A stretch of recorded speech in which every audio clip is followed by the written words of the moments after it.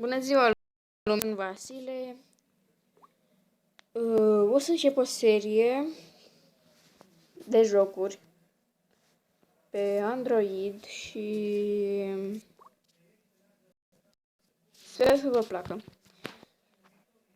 Această serie pe care o să o fac. Vreau să-mi spuneți dacă în comentarii când o să termin videoul, dacă o să vă place această serie pe care o fac, o să o fac.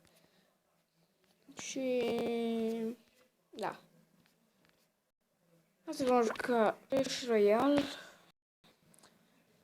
Un joc după mine care este destul de bun. Îmi place foarte mult. Am un prieten care mă jucam extrem de mult. Dar nu înțeleg de ce am merge. Va reveni. Abia l-am descărcat. Vreau să-l testez cu voi. Bineînțeles, am jucat level 13, cred. Și da, e un joc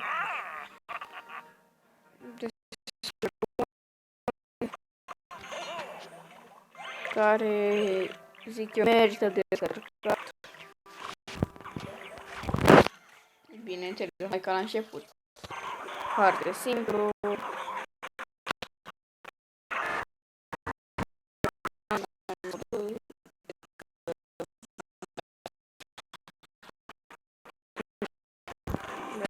Nu? Acum ai, nu știu de la început. Da.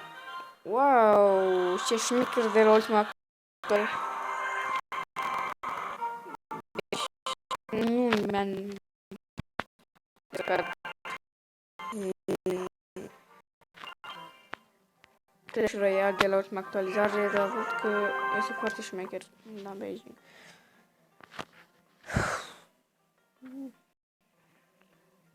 Și a spus că să în fine.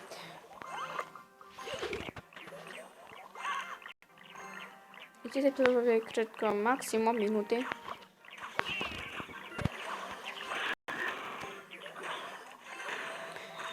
Sărițile trebuie să le puneți întotdeauna când lansează formații mici. Să le puneți pe viitor. Adică ei când lansează, ei, de exemplu așa, se vor mișca repede. Dacă îl dați în partea aia, e posibil, posibilitate mare de ca să-i ratați, dar na. Fiecare strategia lui. Bine, înainte nu era așa, ești foarte șmecher. Adică coroanele acestea care le luăm. Dăm open. Bănuți, level 2, level 2. Da, lasă-mă că nu-i prima dată, că nu joc, te rog.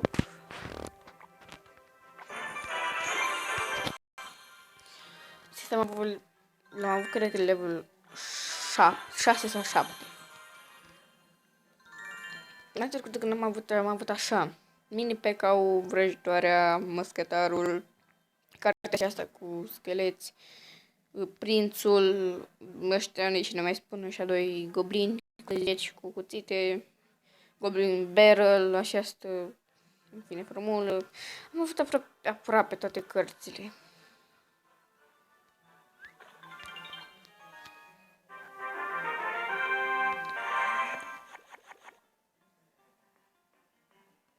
O să mai joc în glume în afară de asta și sper să vă placă.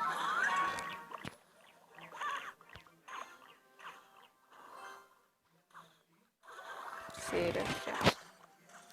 Da, am pus foarte iurea meteoroid, dar în fine. Așa, nu fac nici nu fac prin perimetru, să-și iată eu m-am urât. Îmi pun gigant. Și de acum cred că ar trebui să aștept. Hai, mă pun și pe ăștia.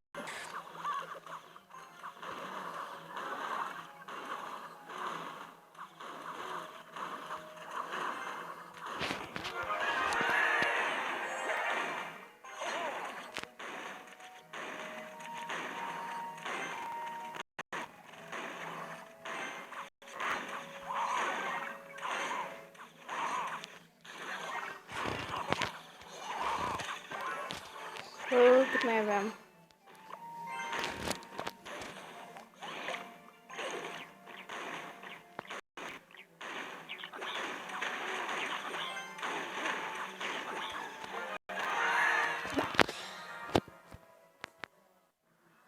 Da, mi se pare foarte șmecher chestia asta.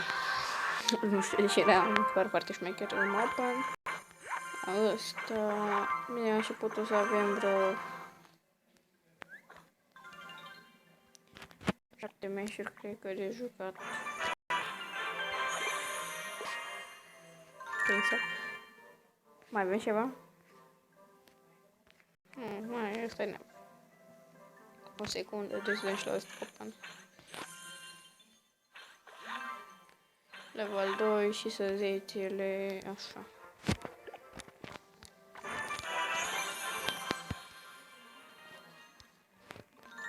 Băi. Să începem.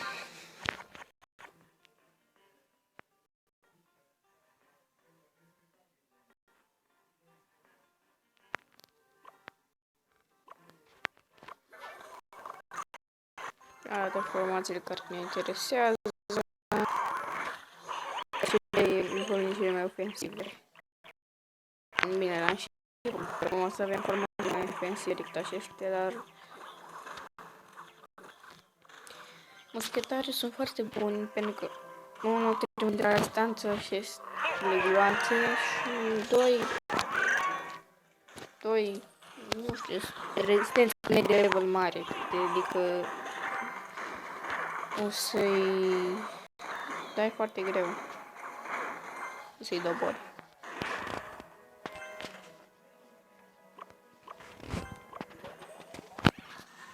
Da. Vreme și pe terminate.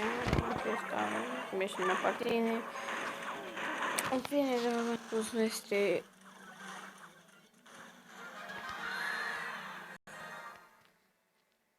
Nu sunt meșuri grele.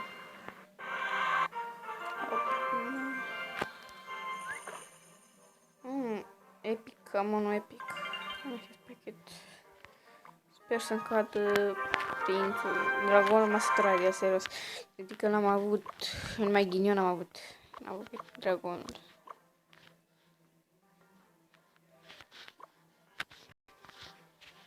Hai.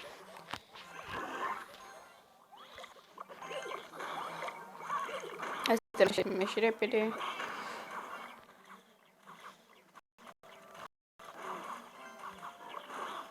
Oh, s-a mărit. Level.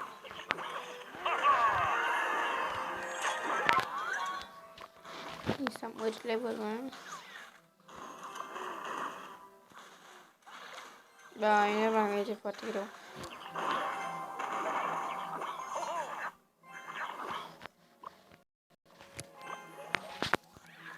Vreau că am momente, nici nu știu cum am trecut așa de repede. Am să deschid acest chest pe care îl avem. Și voi încheia filmarea. O să continuăm data viitoare.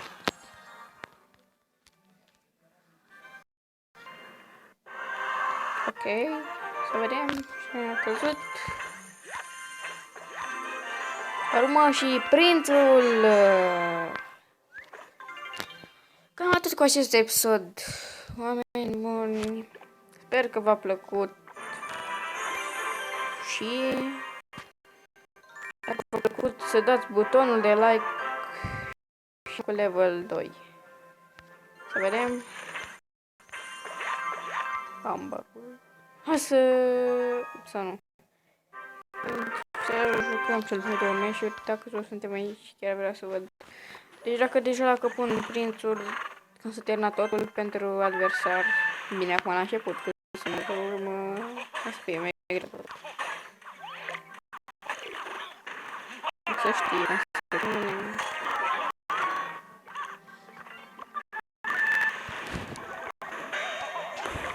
Da, în fine, o să termin acest episod, acest match, cred, sau o să mai jucăm un ultimul match ca putem să terminăm o dată cu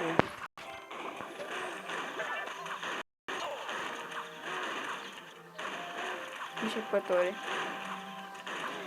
Eu am jucat acest joc și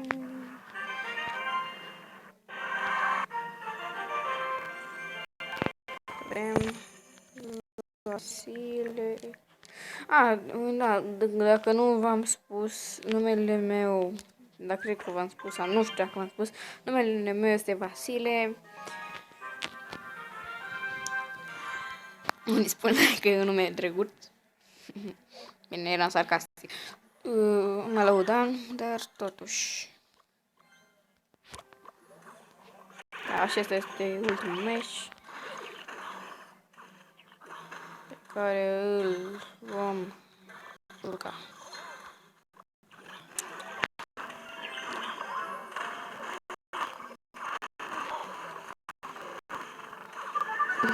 Și asta, dar în fine, nu-i prea făcut și-ar bat în 2 ture. În fine.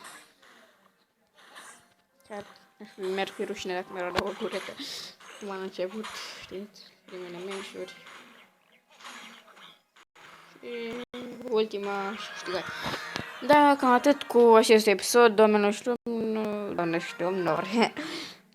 Mă cred pe scenă, știți. Și dacă v-a plăcut, apăsați butonul de like.